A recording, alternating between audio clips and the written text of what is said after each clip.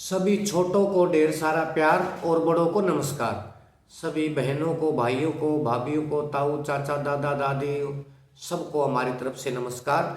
आज की कथा है भगवान नारायण की सर्वव्यापकता। भगवान नारायण सर्वव्यापक क्यों हैं, कैसे हैं, ये इस कथा में दिखाया गया है। प्लीज़ हमारी रिक्वेस्ट है आपसे, कथा को पूरा सुने और अपने जीवन को आनंद से भर लें। तो आज की कथा प्रारंभ करते हैं। भगवान नारायण की सर्वव्यापकता।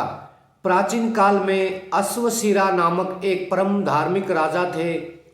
उन्होंने अश्वमेध यज्ञ के द्वारा भगवान नारायण का यजन किया था, भक्ति की थी, जिसमें बहुत बड़ी दक्षिणा बांटी गई। यज्ञ की समाप्ति पर राजा ने अवभृत स्नान किया।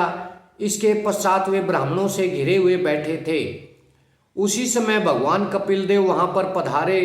उनके साथ योगीराज जैगीसेवय भी थे।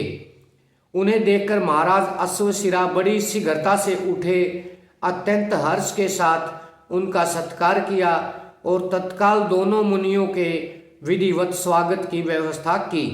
जब दोनों मुनि श्रेष्ठ भली भांति पूजित होकर आसन पर विराजमान हो गए, तब महापराक्रमी राजा अश्वशिरा ने उनकी ओर देखकर पूछा, आप दोनों अत्यंत तीक्ष्ण बुद्धि वाले और योग के आचार्य हैं। आपने कृपा पूर्वक स्वयं अपनी इच्छा से यहाँ आकर मुझे दर्शन दिया है। आप मनुष्यों में श्रेष्ठ ब्राह्मण देवता हैं।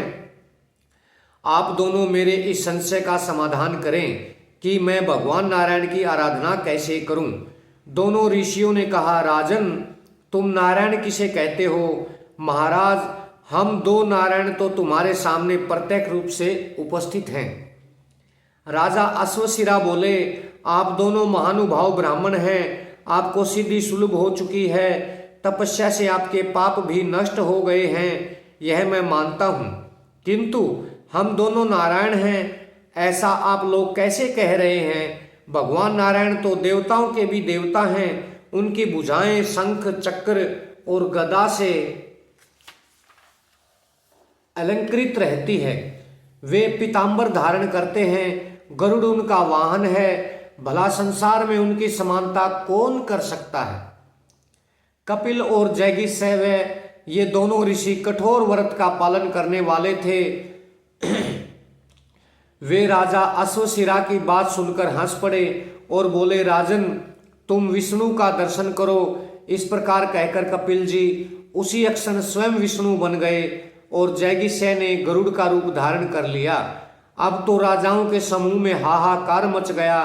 गरुड़ वाहन सनातन भगवान नारायण को देखकर महान यशस्वी राजा अश्वशिरा हाथ जोड़कर कहने लगे, विप्रवरो, आप दोनों शांत हो। भगवान विष्णु ऐसे नहीं हैं जिनकी नाभि से उत्पन्न कमल पर प्रकट होकर ब्रह्मा अपने रूप से विराजते हैं।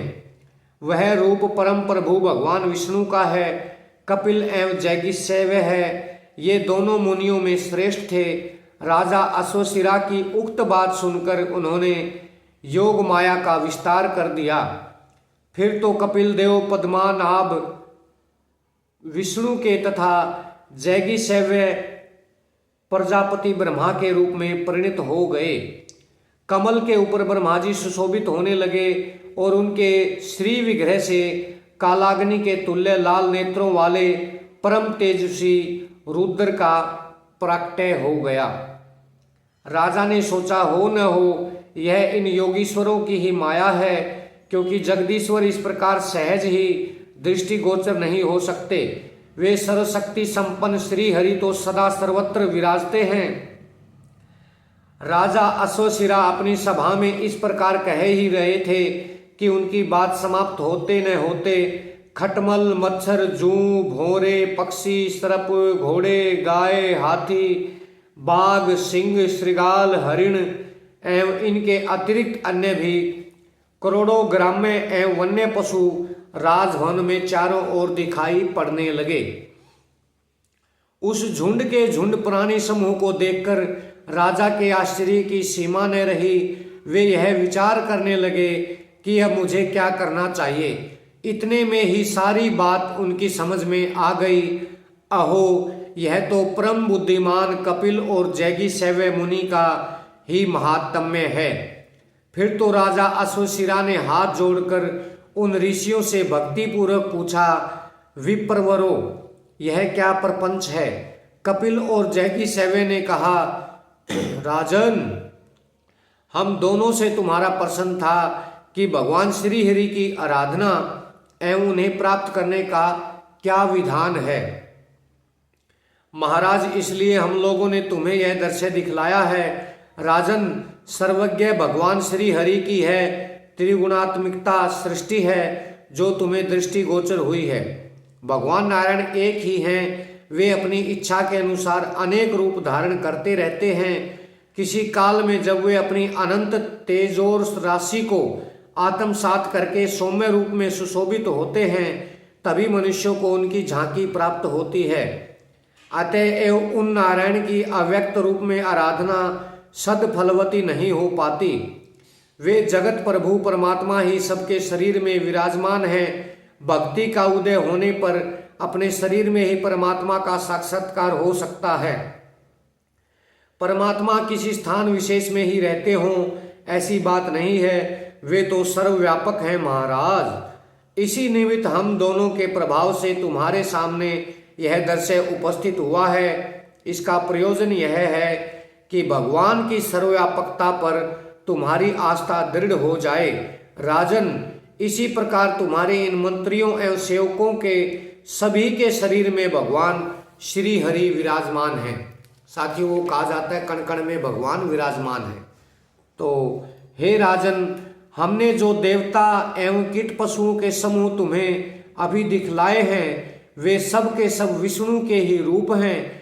केवल अपनी भावना को दृढ़ करने की आवश्यकता है, क्योंकि भगवान श्री हरि तो सब में व्याप्त हैं। उनके समान दूसरा कोई भी नहीं है, उनके समान कोई भी दूसरा नहीं है। ऐसी भावना से उन श्री हरि की सेवा करनी चाहिए। हे राजन, इस प्रकार मैंने सच्चे ज्ञान का तुम्हारे सामने वर्णन कर दिया। अब तुम अपनी परिपूर्ण भावना से भगवान नारायण का, जो सबके परम गुरु हैं, स्मरण करो। धूप दीप आदि पूजा की सामग्रियों से ब्राह्मणों को तथा तर्पण द्वारा पितरों को तृप्त करो।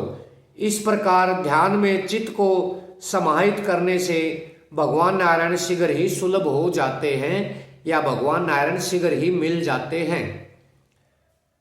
वराह पुराण। तो साथियों, ये कथा पूरी हुई। ये कथा ली गई है वराह पुराण से। जैसे शिव महापुराण है, ऐसे ही वराह पुराण है। तो उम्मीद है आपको कथा पसंद आई होगी, और हमारी परमपिता परमात्मा से यही गुजारिश है कि आपके तन मन धन तीनों में परमपिता परमात्मा सुख समृद्धि बख्शे और आप सबके जो सपने हैं वो हकीकत में बदलें।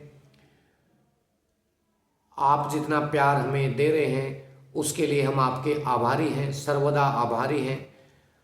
आप ऐसे ही प्यार बनाए रखना। जल्द मिलते हैं साथियों किसी दूसरी वीडियो के साथ, दूसरी कथा के साथ। पुनः पुनः आभार।